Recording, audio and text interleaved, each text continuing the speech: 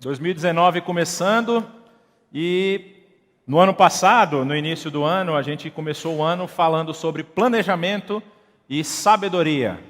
Esse ano eu vou começar falando sobre sabedoria e quiçá o Saião fala sobre planejamento de novo no domingo que vem. E quando a gente fala em sabedoria no Novo Testamento, esquece o Novo Testamento, eu queria falar na Bíblia inteira, quando você fala em sabedoria, você lembra de quem? Salomão. Exatamente. No ano passado, quando eu falei sobre sabedoria, eu falei sobre um dos livros escritos por esse grande rei de Israel, o livro de Provérbios. Falei sobre Provérbios capítulo 8, falando a busca que nós devemos ter pela sabedoria. E agora, falando também sobre a vida de Salomão, nós vamos tratar desse tema dessa forma aqui, que é sabedoria para toda a vida. Vocês vão entender o porquê do toda a vida já já. Tenham paciência comigo. Sabedoria é algo importantíssimo. Para tudo que você vai fazer, você precisa tomar as melhores decisões. Seja uma empresa multinacional, seja uma empresa de esquina, uma venda, uma loja, você precisa pensar as coisas com sabedoria para você ter lucro, para você poder crescer, para você poder expandir, para você adquirir mais conhecimento. Sabedoria é essencial na vida de qualquer pessoa. E nós vamos ver hoje na história da vida de Salomão como sabedoria foi importante para ele. Mas tem uma reviravolta no final que é o que eu gostaria que você prestasse atenção. Já estou entregando logo aqui, mas para prender a sua atenção até o final. Talvez você já tenha visto isso, talvez não, mas eu encontrei essa pirâmide que eu achei muito interessante. É um pastor norte-americano chamado Brett McCracken, e ele criou essa pirâmide da sabedoria. Me desculpem, eu não consegui traduzir a tempo, mas eu vou fazer uma leitura rápida aqui. Ele diz, para adquirir sabedoria, você tem alguns elementos que são essenciais. Quem aqui é da área de engenharia, de administração e talvez algumas outras áreas, talvez psicologia também, lembra da pirâmide de Maslow? Vocês lembram da pirâmide de Maslow? Eu estudei engenharia por um período da minha vida, um dos bons períodos da minha vida, depois eu fui fazer teologia e não sabia o que me aguardava. Mas estou feliz aqui, amém. Na pirâmide de Maslow você tem a pirâmide das necessidades. Maslow ele apontava que tem algumas coisas que superam outras em importância de necessidade. Então ele colocava, eu não me lembro exatamente qual é a ordem da pirâmide de Maslow, mas eu acho que a primeira questão era segurança. Alguém me ajuda aí? Depois vinha alimentação, depois vinha conforto, depois vinha luxos e algumas outras coisas, enfim. A pirâmide de Maslow apontava para aquela questão que era essencial, que ficava na base, que ocupava a maior parte da nossa preocupação. Depois vinha uma coisa que depois que essa primeira estava suprida, vinha a segunda, a terceira, a quarta e a quinta. Se eu não me engano, a pirâmide dele também é dividida em 5 tomos. Quando nós falamos dessa pirâmide de sabedoria, o que o pastor Brett McCracken está tentando explicar é como nós podemos adquirir sabedoria. E aí ele começa dizendo, a base da nossa busca por sabedoria tem de ser a palavra de Deus. Ele fala, a Bíblia, nosso pão diário, ela tem que ser a base dessa pirâmide na busca pela sabedoria. Depois disso, o relacionamento entre irmãos da igreja. A igreja ela tem uma grande parcela de responsabilidade em como nós vamos adquirir sabedoria e conhecimento. Porque no relacionamento interpessoal, vocês conhecem aquela frase que diz, né, que uma pessoa inteligente, ela aprende com os próprios erros, mas uma pessoa sábia, ela aprende com o erro dos outros. Então ela não vai cometer o mesmo equívoco que alguém cometeu do lado dela. Se ela faz a mesma coisa que ela percebe que não dá certo, está faltando sabedoria para essa pessoa. Então, depois dessa relação da sua igreja, da comunhão entre os irmãos e tudo mais, você tem a questão da natureza e da beleza, que são dados por Deus. Romanos vai dizer que a criação expressa a glória de Deus. E lá você também pode adquirir sabedoria. Você pode buscar nas coisas criadas, em olhar a criação e perceber quão Deus é maravilhoso. E isso é sabedoria. Depois você vai procurar livros que vão te auxiliar na compreensão bíblica, livros que vão te auxiliar na sua vida diária. Existem alguns livros que a gente já recomendou aqui algumas vezes, por exemplo, Fé e Trabalho, do Tim Keller, tem o Fé na Era do Ceticismo, tem tantos outros livros que auxiliam nessa nossa caminhada diária e nos trazem também sabedoria para tomarmos as nossas decisões. Aí, depois disso, ele diz, aí você pode ir na internet. Depois que você já fez tudo isso, você vai pesquisar no Google.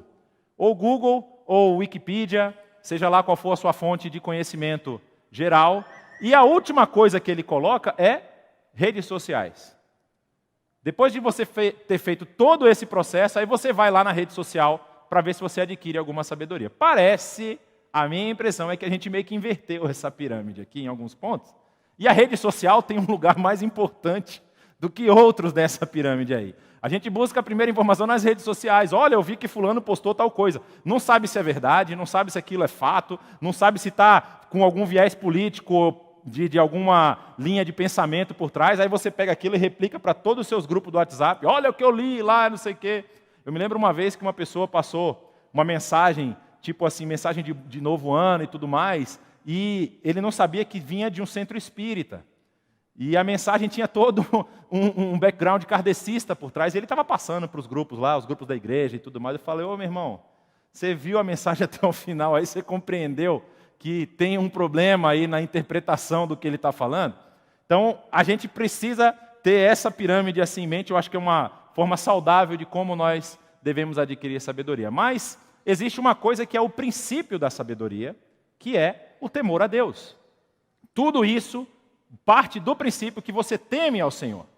E temer a Deus aqui é o ponto principal, porque é do temor a Deus que você vai ter interesse em conhecê-lo mais, em adquirir sabedoria que Ele mesmo dá. E aí você vai percorrer esse caminho.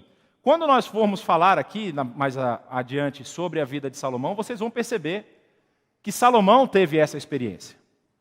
Salomão tem uma lição muito importante para passar para a gente vai tentar passar aqui por toda a trajetória da sua vida, rapidamente, obviamente, sem aprofundar muito, mas mostrando pontos específicos de como Salomão teve oportunidades de tomar decisões certas e decisões erradas, e quais foram as consequências dessas decisões que ele tomou. Então nós vemos aqui que a história de Salomão ela é contada em 2 livros, ela é contada no livro de Reis e também nas Crônicas, mas no livro de Reis está no primeiro livro de Reis, e um pouco sobre esse livro, o livro na verdade era um só. Nós temos primeiro Reis e segundo Reis nas nossas Bíblias, mas o livro era um rolo.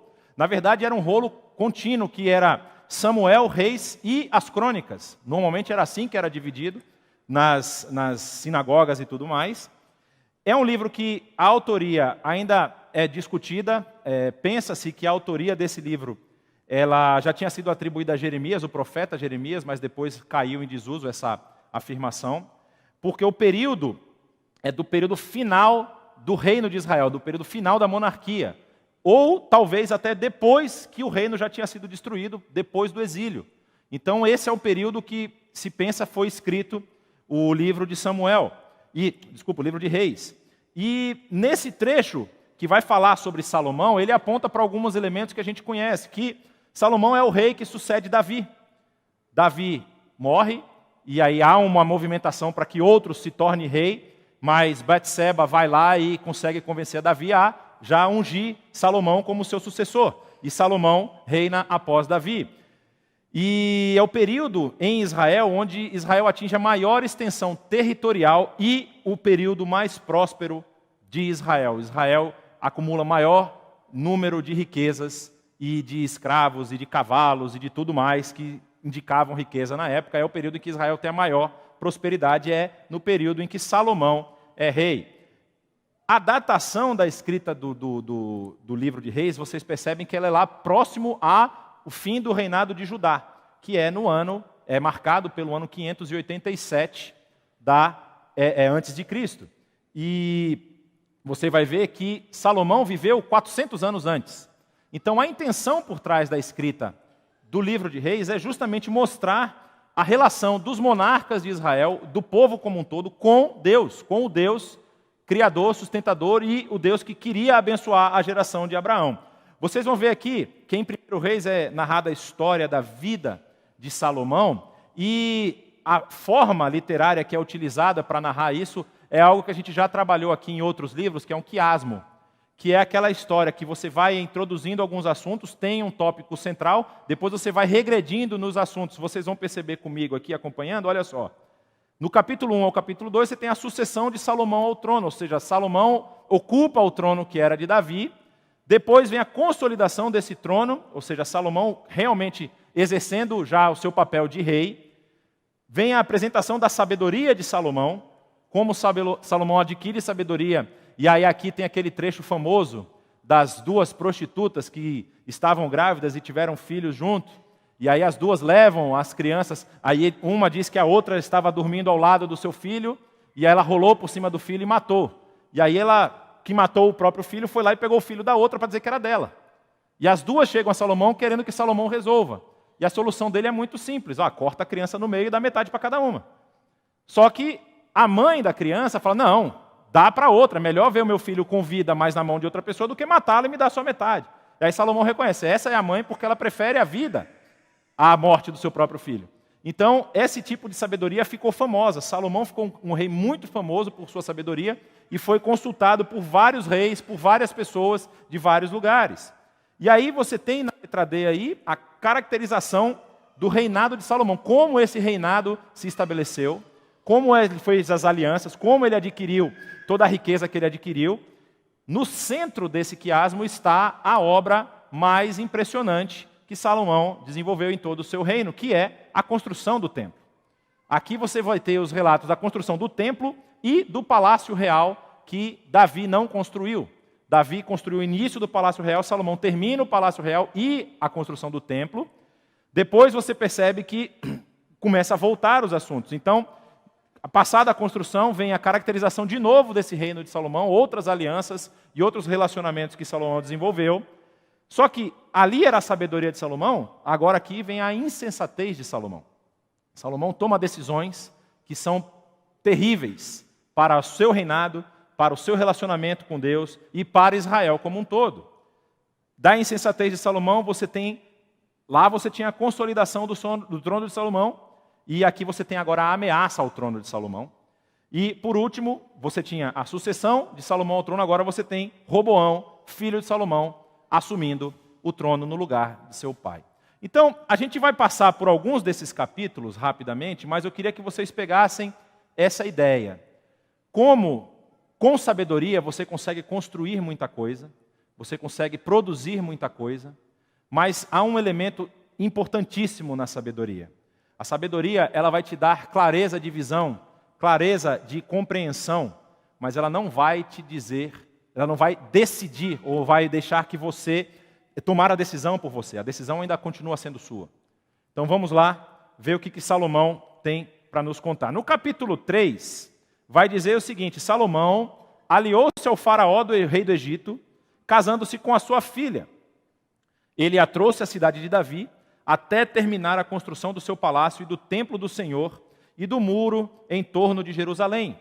O povo, porém, sacrificava nos lugares sagrados, pois ainda não tinha sido construído um templo em honra ao nome do Senhor. Salomão amava o Senhor, o que demonstrava andando de acordo com os decretos do seu pai Davi. Mas oferecia sacrifícios e queimava incenso nos lugares sagrados. Aí termina esse trecho dizendo: o rei Salomão foi para Gibeon, e aqui você tem uma foto do que é a Jerusalém moderna. Se você consegue enxergar com seus olhos de lince, isso aqui é o portão chamado Porta Dourada, que é retratado em Ezequiel. Aqui é a cidade antiga de Jerusalém, e lá no fundo tem uma montanhazinha. Ali é o lugar alto chamado de Gibeon. É onde ficava esse lugar alto. E aí você pode estar se perguntando, o que é um lugar alto? Quando Israel começa a conquista da terra com Josué, isso é retratado no livro de Josué, Deus fala para Josué e para o povo: vocês vão entrar na terra, mas eu quero que vocês destruam tudo que é referente à religião desse povo. Os lugares altos, que eram lugares de adoração, vocês vão destruir as estátuas, os postes ídolos, vocês vão destruir tudo referente às religiões que estão aí no lugar. O povo que estava lá antes era o povo cananeu, é um povo que adorava Baal. E Baal, a adoração a Baal era feita em templos, sim, mas muito dela era feita nesses lugares altos. Porque como Baal era um deus da natureza, muitos desses lugares altos ficavam em lugares onde a natureza era exuberante. Então o povo ia até esses lugares e oferecia sacrifícios. Olha só, Salomão foi para Gibeon, que era um lugar alto como esse, e ali pois ali ficava o principal lugar sagrado, e ofereceu naquele altar 1000 holocaustos. Ofereceu 1000 sacrifícios naquele lugar, e não fez como Davi tinha feito num período do reinado, que destruiu vários postes ídolos. Davi não destruiu todos, mas Salomão estava indo aos lugares, já tinha incorporado na sua prática algumas das práticas que eram condenadas anteriormente. E aí o que acontece? Salomão está lá fazendo a sua oferta. Em Gibeon, o Senhor apareceu a Salomão num sonho à noite e lhe disse: peça-me o que você quiser e eu darei. Salomão respondeu: tu foste bondoso para com teu servo, meu pai Davi, pois ele foi fiel a ti e foi justo e reto de coração. Tu mantiveste grande bondade para com ele e lhe deste um filho que hoje se assenta no seu trono. Deus fala para ele: peça-me o que quiser. Aí você pensa, se isso fosse uma oportunidade que fosse oferecida a você. Imagina, Deus aparece para você em sonho e fala: peça o que você quiser e eu te darei. Muita gente ia pedir: ó Senhor, 6 meses de férias. Quero um salário igual do CEO da Microsoft. Eu quero 3 carros na garagem, eu quero uma casa na praia. Uma praia na casa é ótimo, seria melhor ainda uma praia na casa. Eu não quero uma casa na praia. Deus é poderoso. Deus fez Jonas engolido por uma baleia. Então, eu quero uma casa na praia e uma praia na casa. Eu quero tudo isso, Deus. Aí o que Salomão vai pedir? Agora, Senhor, meu Deus, fizeste o teu servo reinar no lugar do meu pai Davi, mas eu não passo de um jovem. E aqui a historiografia do texto bíblico vai dizer que Salomão, quando começa o seu reino, ele tem provavelmente 20 anos de idade. Ele reina mais 40. O reino dele é de 40 anos. É bem provável que ele tenha 20 e poucos anos de idade, então ele é uma pessoa jovem e ele reconhece isso. Eu sou jovem e não sei o que fazer. Teu servo está aqui no meio de um povo que escolheste, um povo tão grande que nem se pode contar. Dá, pois, ao teu servo um coração cheio de discernimento, para governar o teu povo e capaz de distinguir entre o bem e o mal. Percebam o pedido de Salomão. Salomão pede um coração cheio de discernimento com um objetivo muito específico, para governar o povo e capaz de distinguir entre o bem e o mal. Eu queria que você guardasse essas informações, porque isso vai ser importante para você ver o desfecho da história de Salomão. Pois quem pode governar este teu grande povo? Ele pergunta. Salomão não pede riqueza, Salomão não pede bens, não pede outras coisas, como nós vamos ver aqui no texto. Ele pede sabedoria. E como Salomão, nós também precisamos fazer isso. No ano que se inicia, nós estamos com planos já talvez em andamento. O planejamento foi feito talvez no final do ano passado, ou vocês ainda estão na fase de planejamento. Tem algumas ações que precisam ser tomadas esse ano, talvez na sua vida. Você precisa pedir sabedoria, precisa pedir que Deus entregue, derrame da sua sabedoria sobre a sua vida, para que você tenha discernimento e possa distinguir entre o bem e o mal, entre aquilo que vai ser positivo de uma forma, vamos dizer assim, não apenas espiritual, mas também aquilo que seja positivo na sua própria vida. Você não vai desejar sofrer. Se você deseja sofrimento, você tem uma questão psicológica que precisa ser tratada, mas você vai querer crescer, você vai querer prosperar. Isso é natural. E não há nenhum problema em querer prosperidade. O problema é o que você quer fazer com a sua prosperidade. O problema é não só esse, é você achar que tem direito à prosperidade por ser filho de Deus, que é o que acontece em muitos ambientes religiosos. Pessoas que colocam Deus em xeque: olha, eu sou seu filho, eu quero prosperidade. Isso não é bíblico. A prosperidade é bíblica. Tem vários casos de Deus abençoando com prosperidade, mas a prosperidade para um fim, não como um fim em si mesmo. E aí, continuando, o pedido que Salomão fez agradou ao Senhor. Por isso Deus lhe disse: já que você pediu isto, e não uma vida longa, nem riqueza, nem pediu a morte dos seus inimigos, que era algo muito comum, porque era um ambiente de batalha constante, você precisava lutar pela sobrevivência nesse período. Nós também precisamos lutar pela nossa sobrevivência, mas nós não matamos as outras pessoas para sobreviver, nós tentamos desenvolver as nossas atividades para poder ter como nos sustentar. mas você pediu discernimento para ministrar a justiça, eu farei o que você pediu.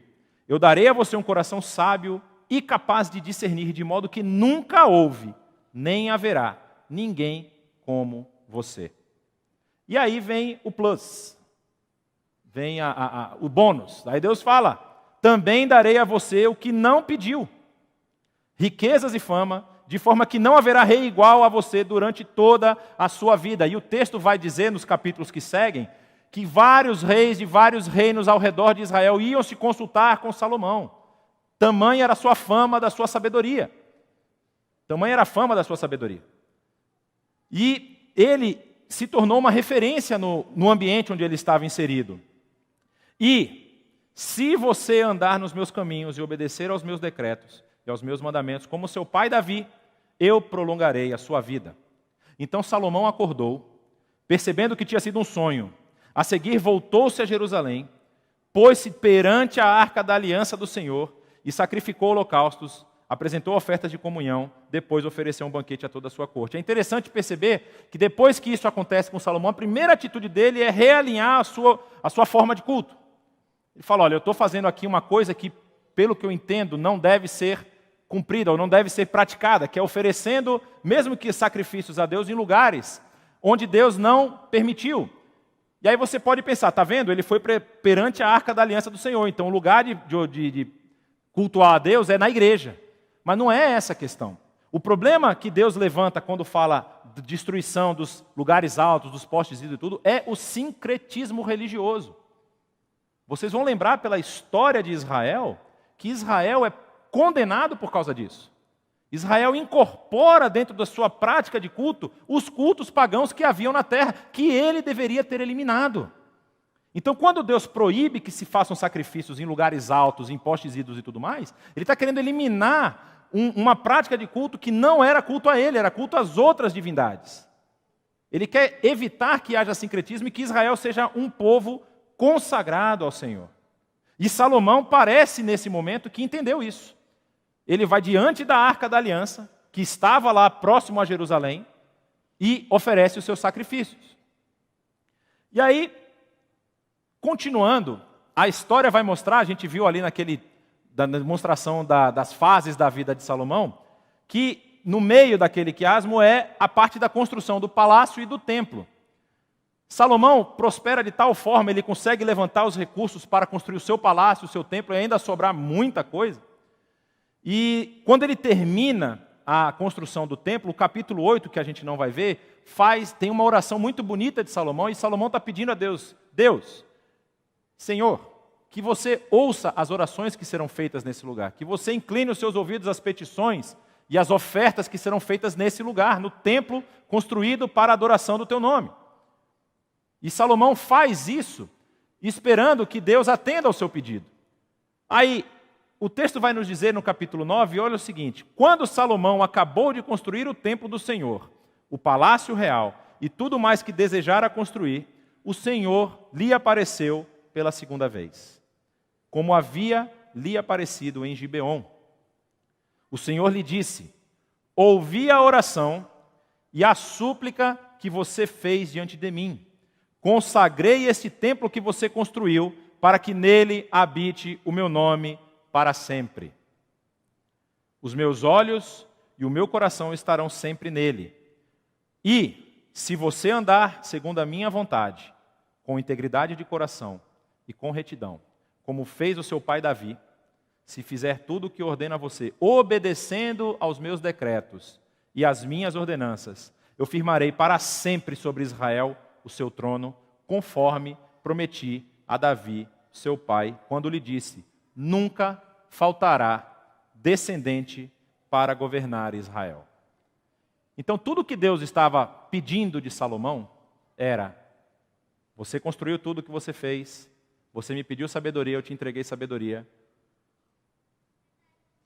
Agora, use sabedoria com sabedoria. Gostaram dessa frase? Dá para fazer um quadro, né? Use a sabedoria com sabedoria. O problema aqui é esse.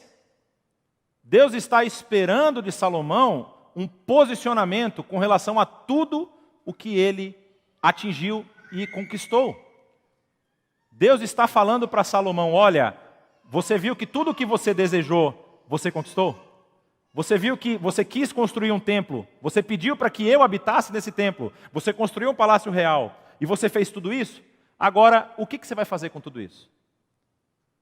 É interessante pensar que, quando a gente fala de sabedoria, e a gente vê o caso de Salomão, parece que a prosperidade e a sabedoria andam juntas. Porque Salomão podia ter pedido prosperidade a Deus, mas ele pede sabedoria. Aí Deus fala, você pediu sabedoria e eu vou também te dar prosperidade. Se nós formos olhar com um olhar mais, vamos dizer assim, não tão espiritual, um olhar mais prático, mais da praxis diária, se você é uma pessoa que é cheia de sabedoria, é óbvio que as pessoas vão querer te consultar. Se a sua resposta é uma resposta que consegue responder às inquietações das pessoas, se você tem sabedoria na hora de fazer negócios, se você tem sabedoria na hora de gerir os seus recursos, se você tem sabedoria na hora de vender uma propriedade, de comprar uma propriedade, de você desenvolver seus relacionamentos, de você desenvolver sua área acadêmica, se você é sábio nesses pontos, é óbvio que você vai receber algum tipo de destaque. Porque as pessoas vão querer saber o que você tem para falar. Então é meio que natural pensar que as pessoas que têm sabedoria, elas também vão ter prosperidade.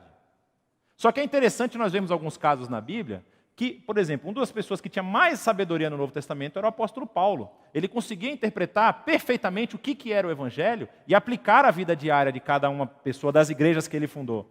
Só que o apóstolo Paulo foi apedrejado, sofreu mordida de cobra, sofreu naufrágio, foi preso, sei lá, um par de vezes, foi preso, acabou na vida na prisão, e a tradição diz que ele morreu decapitado. Ele era sábio, ele tinha muita sabedoria. Com certeza ele buscava a sabedoria de Deus. Então, não necessariamente, Deus vai te entregar sabedoria para que você tenha prosperidade. Mas se você receber prosperidade, e como Salomão recebeu, por conta de um pedido de sabedoria, aí eu volto a falar, use isso com sabedoria.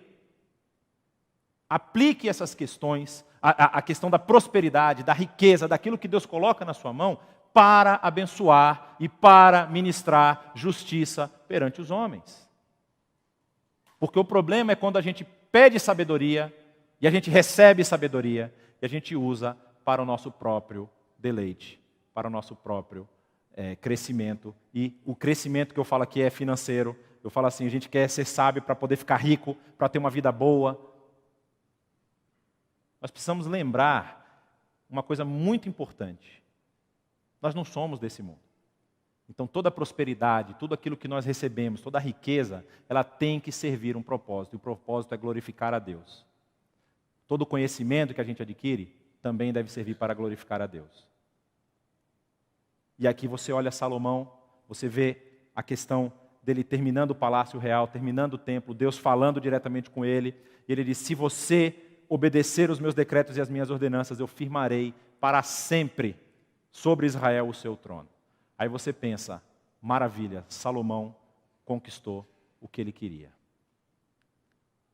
Aí Deus dá a resposta. Mas, olha esse mas, mais uma vez, se você ou os seus filhos se afastarem de mim e não obedecerem aos mandamentos e aos decretos que lhes dei, e prestarem cultos a outros deuses e adorá-los, desarraigarei Israel da terra que lhes dei e lançarei para longe da minha presença esse templo que consagrei ao meu nome. Israel se tornará então objeto de zombaria entre todos os povos. Embora esse templo seja agora imponente, todos os que passarem por ele ficarão espantados e perguntarão, por que o Senhor fez uma coisa dessas à terra e a esse templo? E a resposta será, porque abandonaram o Senhor, o seu Deus, que tirou os seus antepassados do Egito e se apegaram a outros deuses, adorando-os e prestando-lhes culto. Por isso, o Senhor trouxe sobre eles toda essa desgraça. É interessante a gente perceber que nem mesmo aquele templo que Deus falou, esse templo vai ser o templo onde o meu nome será adorado. Eu consagrei esse templo para que o meu nome seja adorado nele, e meu nome habitará nele para sempre até a hora que eu destruir. Percebem? É muito interessante isso, porque Deus não tem problema nenhum em desfazer a obra das mãos dos homens, se o nome dele não estiver sendo honrado. E ele fala isso claramente: se vocês se afastarem de mim, eu vou arrancar vocês da terra. Eu vou destruir esse templo. Vocês pensam que eu fico limitado a isso aqui? Não, eu vou desfazer tudo o que vocês fizeram. E é isso que é interessante quando a gente fala de sabedoria. Porque a sabedoria, como nós vimos lá na frente, no pedido de Salomão, ele diz: eu quero um coração sábio que me faça perceber o que é bom e o que é ruim, o bem e o mal. Mas a sabedoria não toma a decisão pela gente. Nós precisamos pedir e adquirir sabedoria, mas precisamos do Espírito Santo para tomarmos a decisão correta. Nós precisamos escolher fazer o bem. Nós precisamos escolher honrar e glorificar a Deus. Porque se nós recebermos sabedoria e com o fruto da sabedoria nós não glorificarmos a Deus, nós podemos passar pelo que Israel passou. E aí o texto vai continuar dizendo o seguinte, lá no capítulo 11, e aqui eu quero fazer uma ressalva, por favor, me entendam completamente. Não estou sendo sexista, por favor. Eu estou lendo o texto. Porque esse foi o problema que afligiu Salomão. Pode ser que o problema que me aflige e aflige vocês é outro completamente diferente. Esse foi o problema que afligiu Salomão. Mas a questão é que ele permitiu que influências externas interferissem no seu tratamento e no seu relacionamento com Deus. E isso foi o motivo da sua queda. Olha só, o rei Salomão amou muitas mulheres estrangeiras, além da filha do faraó. Eram mulheres moabitas, amonitas, edomitas, sidonitas e hititas. Elas eram de nações a respeito das quais o Senhor tinha dito aos israelitas: vocês não poderão tomar mulheres dentre essas nações, porque elas os farão desviar-se para seguir os seus deuses. No entanto, Salomão apegou-se amorosamente a elas. Casou com 700 princesas e 300 concubinas. Eu só posso falar uma coisa de Salomão: esse cara era rico. Uma mulher dá um trabalho danado. Para os outros, para mim não, é maravilha, eu sou maravilhosamente casado. Eu sempre falo assim: quem casou bem foi eu, ela se deu mal, né? Eu casei bem, eu não tenho problemas no casamento. Se ela tem problemas é outra questão, mas eu casei muito bem. 700 princesas e 300, são 1000 mulheres. E ele tinha que sustentar essas 1000 mulheres. O texto vai dizer que Israel, no período de Salomão, recebia de pagamentos de impostos uma quantidade de 24 toneladas de ouro. 24 mil quilos, uma tonelada é 1000 quilos, né? Obrigado, engenheiro. 24 mil quilos de ouro anualmente era o que Salomão recebia no período em que ele foi rei. Ele gastou tudo com essas mulheres. São 1000 mulheres. E aí o que essas mulheres fizeram? E as suas mulheres o levaram a desviar-se. Lembra-se do que eu falei, qual é o princípio da sabedoria? É o temor ao Senhor. Salomão perdeu o temor ao Senhor. E aí o que diz o texto? À medida que Salomão foi envelhecendo, as suas mulheres o induziram a voltar-se para outros deuses, e o seu coração já não era totalmente dedicado ao Senhor, o seu Deus, como fora o coração do seu pai Davi. Ele seguiu Astarote, a deusa dos Sidônios, e Moloque, o repugnante deus dos Amonitas. Se vocês não lembram, Moloque era aquele deus que eram oferecidas crianças em sacrifício. Dessa forma, Salomão fez o que o Senhor reprova. Não seguiu completamente o Senhor como seu pai Davi. E o texto vai continuar dizendo: no monte que fica a leste de Jerusalém, Salomão construiu um altar. Lembra que eu falei que tinha que ser destruídos os altares? Salomão constrói um altar. Para Camos, o repugnante deus de Moabe, e para Moloque, o repugnante deus dos Amonitas. Também fez altares para deuses de todas as suas outras mulheres estrangeiras, que queimavam incenso e ofereciam sacrifícios a eles. O Senhor irou-se contra Salomão por ter se desviado do Senhor, o Deus de Israel, que lhe havia aparecido 2 vezes. E nas 2 vezes Deus avisou a Salomão: se você fizer bem, o seu nome será eterno. Se você fizer mal, eu vou te arrancar daqui. E aí o texto vai dizer: embora ele tivesse proibido Salomão de seguir outros deuses, Salomão não lhe obedeceu. E o Senhor lhe disse: já que esta é sua atitude, e você não obedeceu à minha aliança e aos meus decretos, os quais ordenei a você, certamente tirarei de você o reino e darei a um dos seus servos, que é o que ocorre no capítulo seguinte. Há uma revolta, ele entrega o reino ao seu filho Roboão, e logo depois Jeroboão leva metade, na verdade metade não, ele leva 10 tribos das 12 de Israel. Jeroboão leva 10 tribos e faz o reino do norte, chamado reino de Israel, que é contrário a esse reino que chama agora reino de Judá. Então, quando a gente pensa em sabedoria para o ano que vai seguir à nossa frente, a gente tem que sempre ter essas premissas muito fortes na nossa cabeça. Ponto número 1. Eu volto com a pirâmide aqui. O princípio da sabedoria é temer a Deus. Deus precisa ser lembrado e ser colocado no devido lugar nas nossas vidas constantemente. O segundo ponto é que nós precisamos pedir a Ele sabedoria. O texto vai nos dizer que se alguém tem falta de sabedoria, Tiago vai falar isso, peça a Deus que dá livremente. Se você sente que precisa de sabedoria, peça a Deus. E a sabedoria vai te dar discernimento para você escolher os caminhos corretos.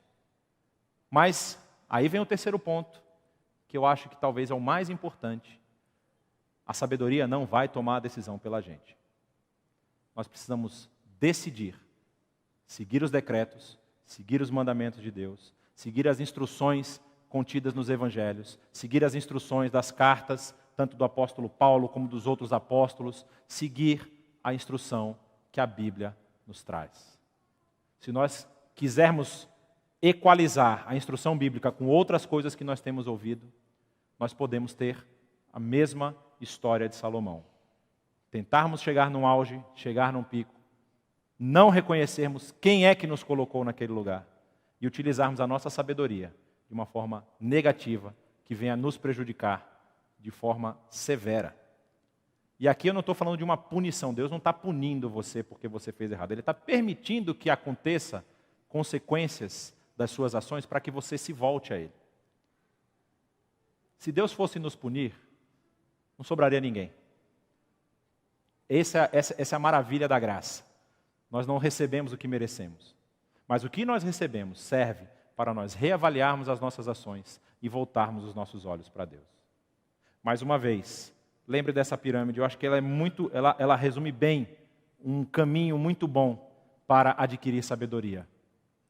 Palavra de Deus, comunhão dos irmãos, a criação de Deus, a maravilha da criação, livros que sejam, vamos dizer assim, construtivos, e aí a internet e o outro você deixa em último plano. Não são lugares tão confiáveis assim para adquirir sabedoria. Eu te garanto que a base já é uma fonte inesgotável. Se você for estudar a Bíblia constantemente, você não vai conseguir esgotar todo o conhecimento que ela tem para te passar. Amém? Que Deus abençoe cada um de vocês nesse dia. Luiz Saião, IBNU. Comunidade saudável para uma cidade melhor. Contribua para os projetos do reino na IBNU.